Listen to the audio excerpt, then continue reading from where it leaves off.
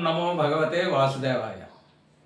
శ్రీ మహావిష్ణువుకి విష్ణు సహస్రనామ స్తోత్రాలలో మహామూర్తి అనే నామం ఒకటి ఉంది.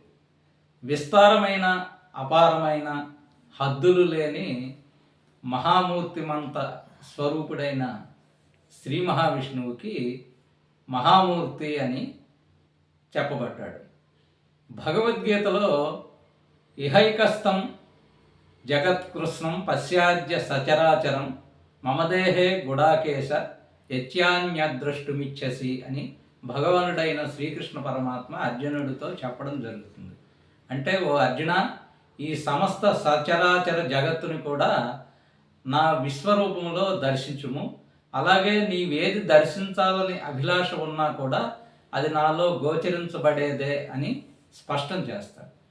ఈ యొక్క పరమాత్మ మహావిష్ణువు యొక్క మూర్తిమంత స్వరూపాన్ని మహామూర్తిమంతము అని చెప్పబడినది. ఈ కారణంగా శ్రీ మహావిష్ణువు మహామూర్తి అని కొనియాడబడ్డాడు. స్వస్తి.